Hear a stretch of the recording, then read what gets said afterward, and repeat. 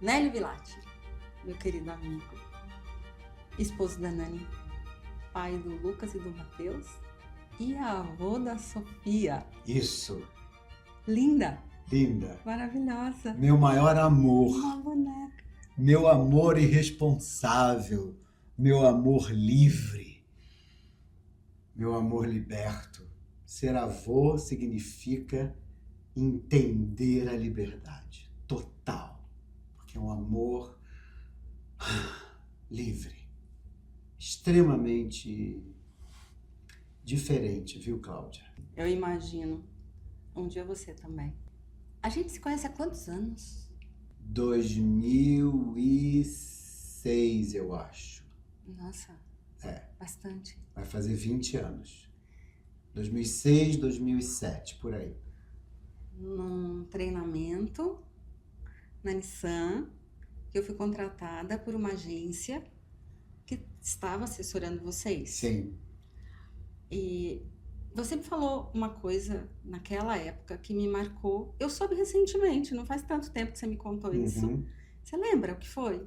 Eu lembro, mas eu acho importante você contar para que você foi contratada para me treinar. Que tem muita gente que vai se surpreender com isso, mas eu acho importante você falar. Vocês estavam lançando a Nissan no Brasil. A gente estava finalizando o projeto do lançamento de uma gama nova de veículos, não só no Brasil, mas em toda a América Latina. Foi pós-turnaround da Nissan. E vocês teriam coletivas de imprensa, vocês teriam muitos compromissos depois. Na verdade, nós fizemos... O turnaround da Nissan começou em 99, 2000. 2000 eu estava na Renault, 2001, mais ou menos, eu fui para a Nissan, né, como diretor-geral da operação toda, e a gente caminhou nessa época, né, entre Japão e Brasil, eu de ponte aérea. Eu lembro, você me contou que você Foi viajava uma loucura. Nós fizemos o plano, muito. né, do lançamento dos carros, dos veículos, uma gama bastante bacana, não só para o Brasil, mas para a América Latina. E nós íamos, o combinado era fazer um roadshow em 5 países para 3 públicos. Imprensa, concessionários e os funcionários da Nissan e também da Renault, né? Foi esse o motivo. E você chegou para mim e falou, eu sei, eu preciso mudar. Foi. Acho que você já devia ter escutado isso muitas vezes. Né? Eu tive vários feedbacks dizendo que eu era muito apaixonado, muito intenso e tudo mais, e que eu inclusive, uma vez, eu até conto isso hoje nos workshops que eu faço, nas conversas com líderes, né?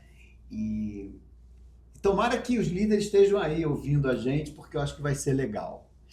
Eu recebi um feedback de um par meu numa reunião global e a gente fazia reuniões em todos os países, né? Cada ano num país, ou de 2 em 2, de 3 em 3 meses, trimestralmente, dependia muito do tema e da importância. E esse par meu, eu estava apresentando o meu PNL do Mercosul, e ele disse, era um japonês, Vilatti-san, eu acho que você pode apresentar o seu PNL de forma mais fria, sem tanto entusiasmo, porque afinal de contas é só um PNL. Você não precisa apresentar. E era bom meu PNL, meu Profit and Loss, meu resultado financeiro estava bom, a gente estava, enfim, conseguindo chegar nos objetivos. Aí eu disse para ele, faz sentido, não preciso. E eu fui apresentar na próxima reunião global o meu resultado e eu fiquei apresentando, tipo, na linha 1, vejamos que nós temos aqui uma questão com as taxas, na linha 2, nós chegamos no objetivo de caixa. O Nélio não na estava linha 3, ali. Pois então. E aí o meu chefe, que era um japonês, no intervalo, disse assim para mim, Vilatti-san, let's smoke together, vamos fumar junto. E eu não fumo. Então, quando seu chefe chama você para fumar e você não fuma, deu problema. E aí eu cheguei lá fora do hotel, né, no lugar de fumantes, e ele perguntou para mim exatamente o que você me falou agora. E que sirva para todos. Quem é você? A essência estava onde, Pois né? então, onde você estava naquela sala? E ele me disse, e eu expliquei, enfim, resumidamente, aqui, ele me disse assim, não acredite em todos os feedbacks. Alguns feedbacks não são sobre você, mas sobre a pessoa que está te dando feedback. Depende de quem fala. Exatamente. Então, aquilo me marcou muito. Porém, no decorrer da minha carreira como executivo, eu fui ouvindo esse tipo de coisa, né? Menos. E cheguei diante de você que estava ali para me treinar para falar para diversos públicos em vários idiomas. Conta. Minha Você lembra? sugestão? Eu lembro. Você lembra? Totalmente. Eu acho que você falando vai ficar mais legal. Eu disse, então, doutora Cláudia, porque era quase uma doutora, né? Ensinando a gente a falar, se portar e tudo mais. E eu disse para você, realmente eu vou precisar mudar um pouco a forma que eu falo. Você me disse o quê, Cláudia? Que você não precisava mudar. Que você precisava... modular. É isso. Palavra linda. Salvou a minha vida. Tem coisas que salvam a vida da gente. Viu? Obrigada. Feliz. Salvou a minha vida, porque eu pude modelar e modular. Criar moldes diferentes, mas com a mesma essência. O barro era o mesmo. Era eu, mas falando de forma diferente, para públicos diferentes e para países diferentes e para culturas diferentes. O nome disso é adaptabilidade, que é uma das maiores, enfim, hoje, necessidades do planeta. Estratégia, né? Claro.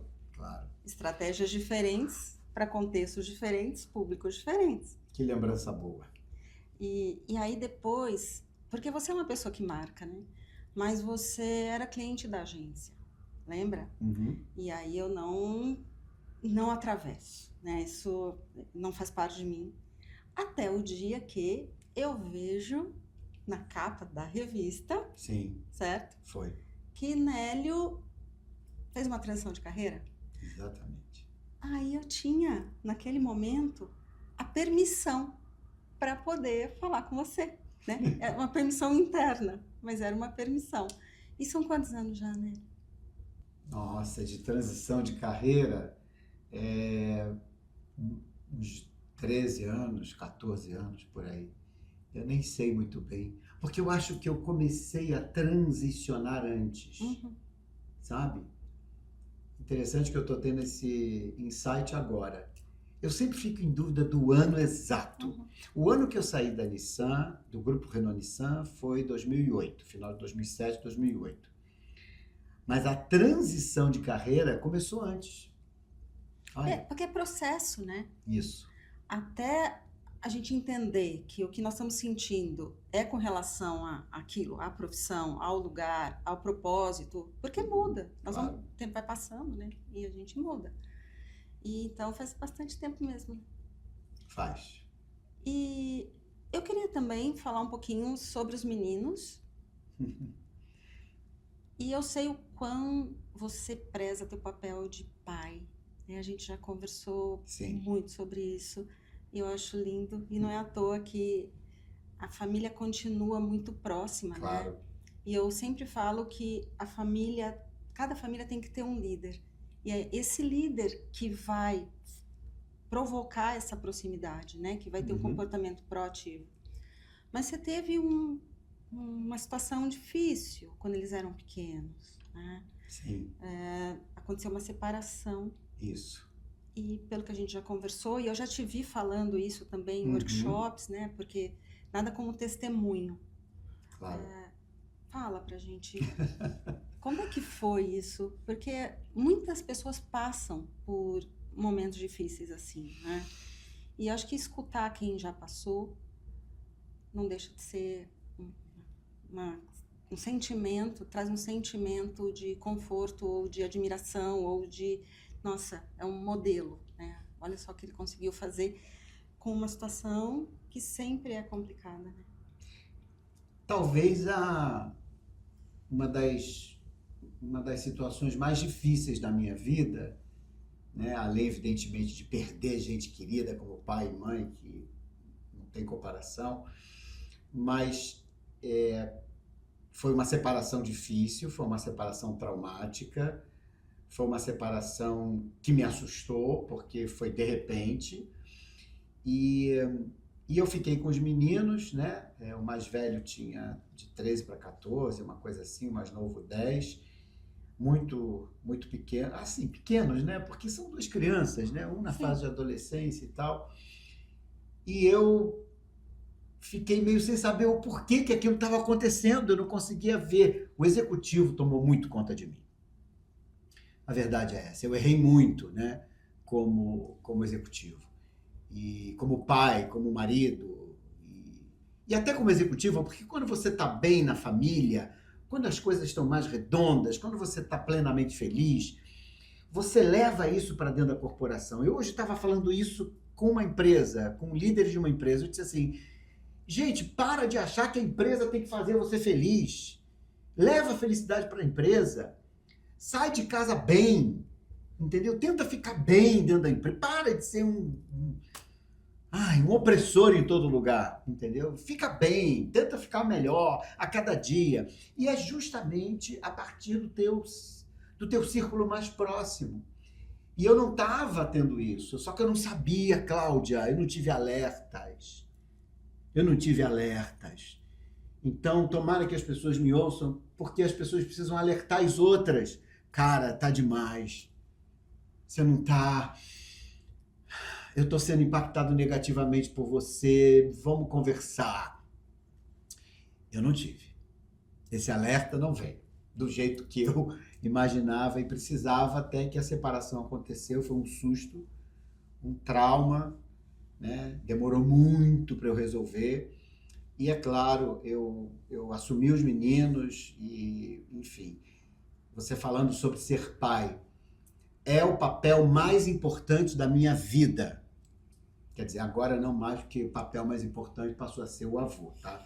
Eu quero dizer que esse agora é o papel mais importante, tá? Não obstante, né, os meninos têm, claro, todo o valor do mundo, mas quando você passa a ser avô, ela vem primeiro, entendeu? E os meninos vêm junto, mas eu não vou nem explicar, porque é um amor que não tem explicação esse negócio. E eu, como pai, e muito responsável sempre, fazia e sempre fiz o possível para eles ficarem bem, apesar de tudo, né? E foi uma jornada. Hoje, filhos maravilhosos, sabe? Super, super conectados com valores essenciais, que é o que a gente tem que passar como pai e mãe, entendeu? Parar de ficar cobrando o tempo inteiro e fazendo com que a felicidade venha, a alegria venha, a arte, a música, a poesia. As pessoas estão precisando disso. Sabe, Cláudia? Muito mais do que regras, normas, governanças. Estou um pouco de saco cheio disso. E o que eu vejo, né, eu já te vi falando algumas vezes, né, para as empresas, é que você embalou essa experiência, aliás, o que você aprendeu com essa experiência, né, e você traz isso de uma maneira intensa, que é a sua, como um sinal de alerta. Claro. Né, para prevenir, para avisar, para sinalizar pessoas que muitas vezes no automático também não percebem. Não percebem porque o trabalho, as organizações, isso tudo te puxa muito para um lugar de muita dedicação, de muito esforço, de muita intensidade. Porque, afinal de contas, é um lugar de confirmação de muita coisa. É um lugar onde você estabelece a sua posição, muitas vezes, na vida. Só que isso não é suficiente. É como se fosse uma identidade. Total. Mesmo. Isso não é tudo. Então, quando eu fiz a minha virada de carreira, que eu deixei de ser, entre aspas, o Nélio Bilatti da Nissan, o Nélio Bilatti da Renault, o Nélio Bilatti da Coca-Cola, e passei a ser o Nélio. eu mesmo me senti um pouco perdido. Então, para as pessoas que estão ouvindo assim e vendo, a gente fica perdido. Acho importante, né, você falar, porque eu trabalho com muitos clientes que já estão numa posição bem importante de carreira, mas uma das perguntas que eu faço para eles é: e o seu próximo passo? Como é que você se vê daqui a 5, 10 anos? Qual vai ser o seu momento de fazer essa mudança? Fala um pouquinho mais sobre esse sentimento de estar perdido, para que as pessoas entendam que isso é normal. É normal. É normal e é bom. Uhum. Por que é bom? Porque esse incômodo te leva para um lugar de decisão, de tomada de decisão. Ninguém quer ficar o tempo inteiro assim, porque isso vira angústia, vira ansiedade, é ruim. Então você quer sair disso. Qual é o melhor caminho para sair disso? Se conhecendo muito. E para se conhecer muito, falo para você, que sabe muito bem disso, mas falo para as pessoas que tomara que vejam e te vejam sempre. Para sair disso, pede ajuda. Levanta a mão. Pede ajuda. E eu fui para análise, eu fui para psicanálise, eu fui para terapia. Eu faço análise há 23 anos. Então, e já falei para minha analista. Falei para ela: Ana Lúcia, pelo amor de Deus, você não me morra. Você fica aí, porque é uma relação que me ajuda a me encontrar, a ser melhor, a me conhecer. Não tenho medo nenhum. É porque nós, de alguma forma, cuidamos das pessoas. Isso. Certo? E quem cuida, também precisa de um espaço onde é cuidado, claro, onde é escutado. Porque nós também temos dores. É claro. Né? Nós estamos bem para receber as dores das pessoas. Acho que isso faz parte da nossa missão, do nosso propósito. Mas precisamos, né? Claro. Ter um lugar também onde nós podemos falar sobre as nossas dores. Sim, e falar sobre as dúvidas, e falar sobre o que eu não sei. É lá na terapia. É lá. Então eu digo assim para ela: aqui eu posso falar. É aqui que acontece tudo. E eu tive ajuda. Então, eu sempre digo, né, para as pessoas que estão em transição de carreira, ou estão em dúvida, ou estão pensando daqui a 5, 10 anos, sozinho não. Ajuda. Pede ajuda. E a partir daí, eu fui construindo um caminho para essa virada. Eu me lembro perfeitamente do dia em que eu cheguei lá no consultório dela e disse: vou pedir demissão. Vou pedir demissão, amanhã estou me demitindo. Ela falou: mas por que assim? Por que desse jeito? Por que com esse rompante todo? Não, vamos pensar melhor, vamos fazer uma coisa cadenciada, né? Você tem um contrato, você tem uma responsabilidade. Pessoas que você lidera. Com os seus funcionários, com a organização no mundo inteiro, com o compromisso que você tem. Aí eu fui ficando desse tamanho na cadeira, entendeu? Ótimo. Me senti... Colocou no lugar. E botou naquele lugarzinho do ego, do euzinho. Que euzinho é esse? Menos. Para. E aí eu fiz o processo de respirar, de me acalmar, de acalmar o meu coração, de entender que a solução não vem da raiva, a solução vem do amor. A solução vem do amor. É pelo amor. E é por amor. E a partir desse amor, foi lindo esse caminho. Eu fui traçando e costurando esse meu destino. As pessoas me perguntam com relação a tempo. Né? No seu caso, quanto tempo levou? esse processo, né, de construção, e até é uma despedida diária, não é? Sim. De você entender que as escolhas estão sendo feitas e que daqui a pouco você não vai mais estar ali, né? Mas que é uma escolha. Claro. No meu caso, levou em torno de 3 anos.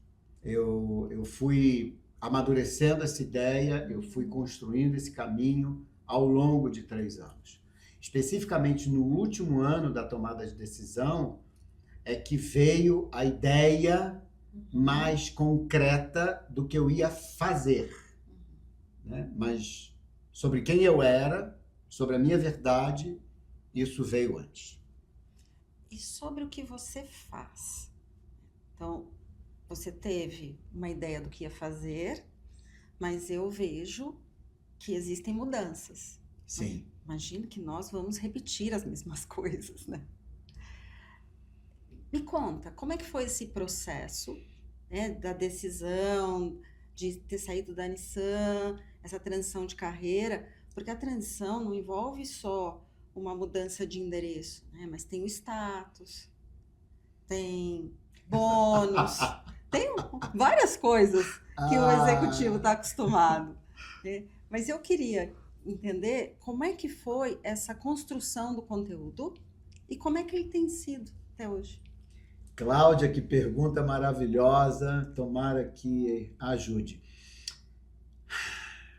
Porque quando você está numa organização, né, ocupando o cargo que eu ocupava, um cargo super, super sênior, motorista, carro blindado, enfim, avião privado, tudo aquilo, né, que a gente sabe que cerca, né, os rituais e códigos disso. Tá? Nada é seu.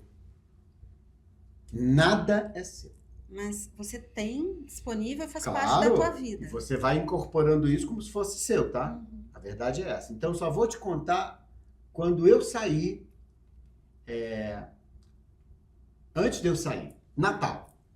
Natal eu recebi em casa, na minha casa, flores, panetone, tudo dentro do compliance. O que não estava dentro do compliance eu devolvia. Flor e panetone tá dentro Flor do e panetone, canetinha, enfim, coisas.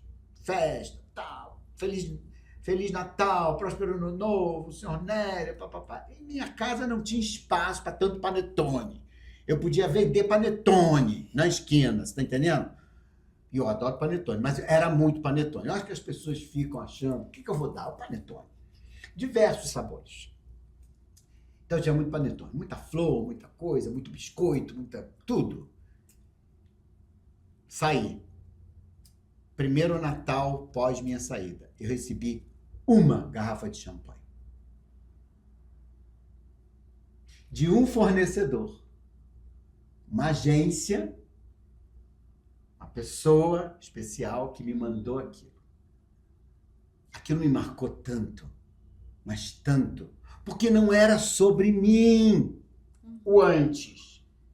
Vocês entenderam? Não é sobre a gente. É sobre o lugar que a gente ocupa, é sobre a posição, é sobre o que a gente representa e não sobre o que a gente é. Por mais que seja uma pessoa especial. Não importa. As pessoas, Cláudia, elas assumem um lugar, porque todo mundo precisa de um lugar na vida, mas que muitas vezes é maior do que a gente. Muitas vezes. É muito grande. Então ele ocupa você. Ele te invade. A nossa missão é a gente saber quem é a gente e tá tudo bem. Entendeu? Então, essa virada, esse momento que eu vivi foi assim muito emblemático. Eu disse, entendi.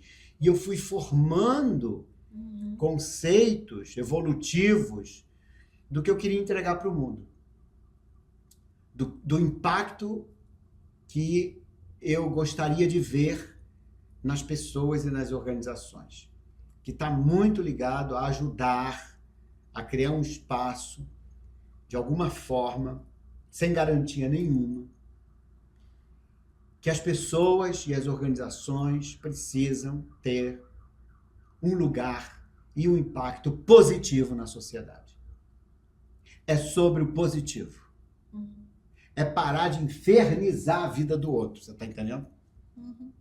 É dizer assim, querido, para de ser insuportável na vida. Vamos levar um pouquinho, só um pouquinho de coisa boa, assim. Você é um canal, cara. Você como líder. Uma referência. Referência. Eu digo para as pessoas, que privilégio. Você está nessa cadeira de líder. Que privilégio você poder transformar a vida de alguém, você ajudar alguém, você estender a mão. Você entendeu? Então é assim, como é que eu não assumo isso para o bem? Então eu acredito nisso. Essa evolução veio acontecendo e eu fui me dedicando ao desenvolvimento humano, ao desenvolvimento das lideranças, porque é a partir da liderança, né, Sim. que as coisas mudam, e a cultura organizacional. Que também é onde as coisas acontecem. É o grande guarda-chuva de tudo. Mas é a partir das pessoas. Quem faz cultura é gente, sempre, Cláudia. Né? E é no dia a dia. É no elevador, é no corredor, é no café, nas reuniões. É no banheiro chorando. O comportamento acontece. Chorando, a pessoa vai pro banheiro e chora. Você não pode entrar num banheiro e ver alguém chorando e fingir que não está vendo. Isso não é humano. Isso não é empático. Que já aconteceu, tá? Então, como eu ouço um choro dentro do banheiro da firma, a pessoa chorando, e eu não faço nada. E eu não pergunto se a pessoa quer uma ajuda, se a pessoa quer sair para tomar uma água, um café. Sabe? Não é para resolver o problema da pessoa. É para acolher. Só isso. Abraçar aquela pessoa. Eu tenho a vontade de abraçar alguns que eu vejo, sabe? Que eu digo, meu Deus, essa pessoa precisa de um abraço. Coitado, ele está num problema. E ninguém acolhe. Não acolhe. Porque tem uma distância. Eu não sei por que a gente chegou nesse ponto. Dessa distância corporativa. É sobre o que você faz. Eu perguntei. Então. E você imaginava que um dia você estaria nas empresas influenciando, formando, trazendo olhares diferentes, energias diferentes? Não. Eu não imaginava desse jeito. Eu não imaginava. Eu ficava imaginando, Cláudia, assim, meu Deus, o que é que eu vou fazer quando eu tiver com 60 anos? Será que eu vou estar aqui? Será que eu vou me aposentar? Com 60 anos? Será que eu vou como é que eu vou fazer? Aí eu vou para onde? Porque com 60 anos, eu não sei se eu ia querer mais estar naquele lugar, entendeu? Então tinha um dilema dentro de mim. Que eu ficava pensando nesse futuro que você falou, e todo mundo tem que pensar nisso, porque é uma agonia, entendeu? Aliás, a minha filhada, minha irmã, eu fui para Disney com elas, e a gente foi ver o negócio do Divertidamente, a minha irmã disse assim, o próximo personagem que você vai representar vai ser a agonia. Acho ótimo. Sou agoniada. Tá entendendo? Tem uma agonia que você precisa ter, dizer assim, cara, e agora? Né? Sair desse torpor, porque a gente fica meio entorpecido.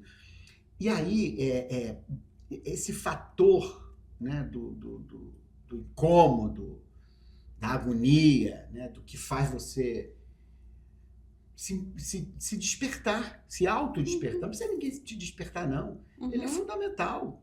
E não fazer um movimento pela dor, né? Não. Mas antecipar antes desse problema chegar, porque realmente, quando você não sabe exatamente o que vai fazer, principalmente um executivo que já tinha mais ou menos as coisas definidas,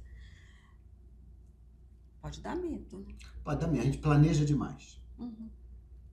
Eu aprendi a planejar muito, porque eu trabalhei numa empresa japonesa e eu fui líder de planejamento estratégico, enfim. Então, eu sou muito pragmático, eu gosto dos dados, eu gosto do diagnóstico, eu gosto disso tudo, entendeu? Eu gosto. Eu não sou muito, nada contra, mas essa coisa de, vamos dar as mãos, fazer uma dança circular para ver se a gente fica mais unido. Não, mais ou menos. Vamos subir a montanha, não sei o quê, numa trilha para a gente se unir. Não. Vamos entrar de bote num lago. Uhum. Eu acho um risco andar de bote no lago, entendeu? A pessoa pode até cair e morrer afogada. Então, não é bom. Eu acredito em outras coisas para o desenvolvimento humano. O princípio do autoconhecimento, o princípio de você mexer naquilo que você tem medo. Mexe. As pessoas fogem, né? Escondem, fazem de conta que não existe aquilo. Ô, Cláudia, gente, por que a gente tem medo de mexer? Porque senão a gente vai ter que dar conta. Uhum. Vai ter que fazer alguma coisa com aquilo. Eu vou ter que dar conta, eu vou ter que fazer. Já que eu descobri, a consciência é um caminho sem volta. Frase da Zélia Duncan, tá? A consciência é um caminho sem volta. E sem fim. Sem fim. Não acaba. Nunca. Bem-vindos. Bem-vindos. E aí, há alguns anos, meu amigo decidiu mudar de país. Então, aquela pessoa... Eu estava achando que já tinha acabado, ainda tem isso. E aí, é lógico, né, que... Poxa, mas eu não vou mais te encontrar? A gente não vai mais almoçar? Vai ser mais difícil? Me conta disso.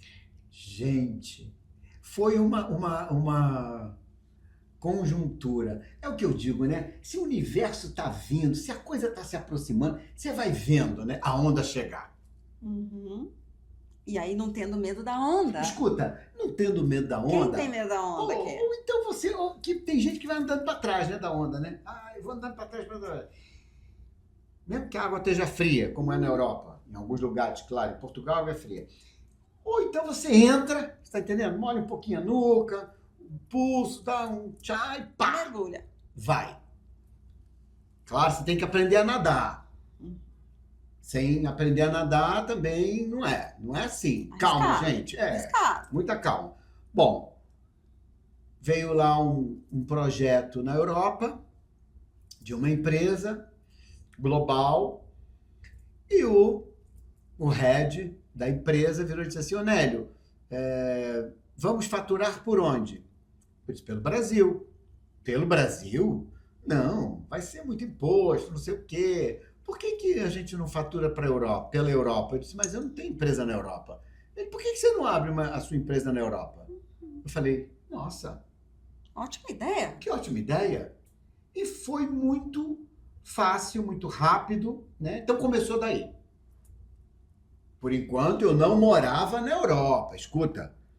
Porque eu moro em 2 lugares, Cláudia. Eu sei. O ser humano precisa morar em 2 lugares. E você acha que São Paulo, Lisboa é mais ou menos São Paulo, Campinas. É claro. Porque a gente tem que aprender a encurtar as distâncias, Cláudia. E não ter preguiça. Você tá entendendo? Uhum. Enfim, tem dia que me dá preguiça, mas ok, faz parte. Normal. Ser humano. Aí, meus filhos moram na Europa, né? Eu comecei a pensar, poxa, então eu estou indo, né, para lá, eu estou fazendo virtual, fico em hotel, por que não comprar um apartamento? E você ia bastante ver os meninos? Sim, indo muito ver os meninos, em Barcelona, em Londres, a gente se encontrava, enfim. E aí eu pensei, e eu e minha mulher, na verdade, ela é a grande alavanca de muita coisa.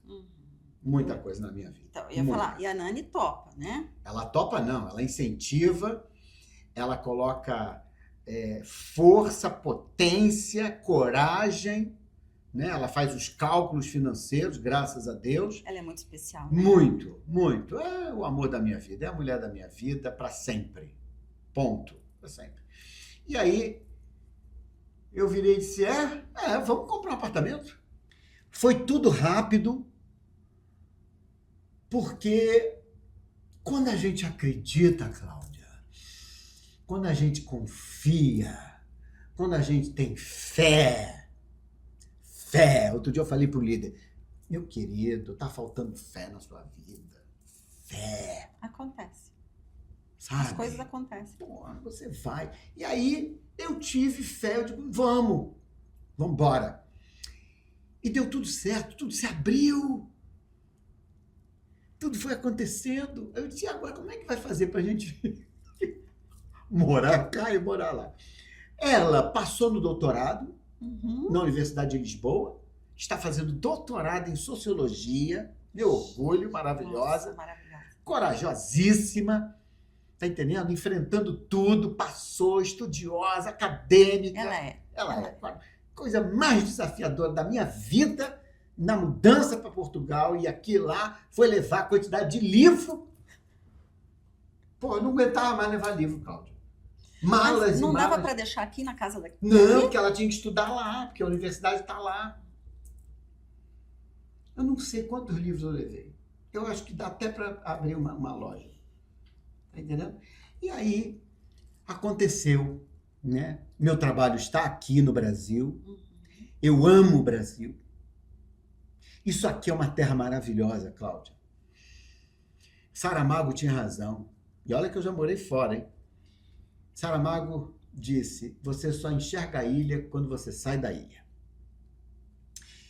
E o Brasil é um país riquíssimo. O Brasil é um país incrível, maravilhoso. A gente só precisa ajudar esse país, com tudo que a gente tem de maior e de melhor. Então, o meu trabalho está aqui. Quando os projetos surgem na Europa, eu me dedico, né? Hoje, 100%, e eu me dedico aos projetos no Brasil, porque eu acredito piamente que aqui é um lugar que a gente pode semear e colher mais, tá? A Europa hoje está passando por diversas questões, como continente, de uma forma geral, né? Portugal especialmente, e isso não invalida o meu trabalho, tá? Mas evidentemente eu preciso buscar mais oportunidades lá. O contexto acaba... Claro, e eu quero muito, né? Porque eu sei que eu posso aprender muito com eles, e eles comigo de alguma forma, pode haver muita troca, né? Como já aconteceu em 2 ou 3 projetos que eu fiz na Europa, mas assim, o grande desafio, e que eu acho que hoje está menor, e isso vale para todo mundo que está ouvindo a gente com relação a um valor que nós, seres humanos, precisamos ter e desenvolver. Adaptabilidade. A gente está muito rígido, Cláudia. Muito rígido. Ou é A ou é B. É E, pode ser. Eu me adapto, eu enxergo, eu vejo, eu sinto. Flexibilidade, Cláudia. Sabe? Então, como é que eu me adapto a isso, né? E hoje as coisas estão mudando muito rápido. Claro. E vão mudar mais, Cláudia. Bem-vindos ao mundo real. Sim. Daqui a 5 anos. Hoje eu almocei com um cara maravilhoso, meu querido amigo, conselheiro e tudo mais. Ele virou para mim e disse assim, ele é especialista em área digital, um grande empreendedor, um grande investidor. Ele virou para mim e disse assim, você sabe que a inteligência artificial é um caminho sem volta, né? É a nova internet, né? Você sabe disso, né? Eu fiquei até com medo. Você sabe disso? Eu disse assim, sim, senhor, perfeitamente. Quem não embarcar nisso e entender esse negócio, Cláudia, morreu. Estou empolgado. Você tá maravilhoso. E agora? Nélio. Sendo Nélio. Vai. Eu nunca vi nenhuma plateia ficar sem prestar atenção quando você fala. Certo? Porque essa energia que você tem, e é real, e não acaba, né? Graças a Deus, não acaba. Isso é maravilhoso. Agora, você é um cara experiente, inteligente, tem uma sensibilidade, né, bem trabalhada, tem uma esposa que ajuda bastante também, né? A Nani é excepcional. E uma última mensagem, daquelas assim, para a pessoa guardar na mente, no coração? Eu acredito no amor. Eu acredito que o amor, ele é o maior veículo para tudo na vida. E a gente precisa lembrar disso cada vez mais. Eu acredito na autenticidade, na liberdade de cada um poder ser o que quiser ser. E eu acredito também que a gente tem medos. E tá tudo bem. Tá tudo bem a gente ter medo. A gente só não pode ser escravo dele. A gente precisa do nosso coração, por isso o nome da minha empresa é NB Heart, porque eu acredito no coração, que esse coração seja o veículo da nossa ação. Porque quando esse coração ele entra em ação, a coragem vem. Para o que a gente quiser fazer, o que vai nos fazer feliz. Respeitando o outro, tendo generosidade, se curvando diante da terra e sendo humilde.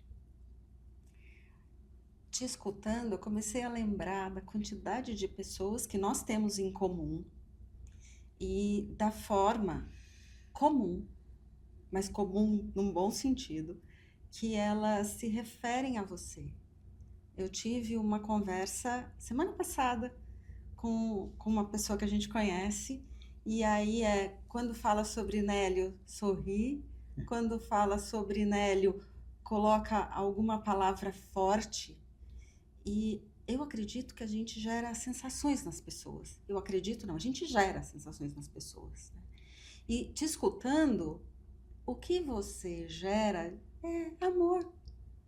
Por isso que as pessoas, realmente, quando estão com você, elas não têm vergonha de demonstrar o que sentem. Isso é mágica. Você é mágico, meu amigo. Não, a magia... Todos nós podemos e devemos colocar a magia para fora. Por isso que é importante dançar. Por isso que é importante cantar.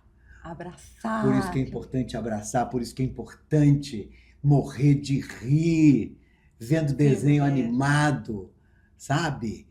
Parar de ver coisa ruim, começar a ver coisa boa na vida, amar as crianças, ver o sorriso das crianças na pracinha, sabe?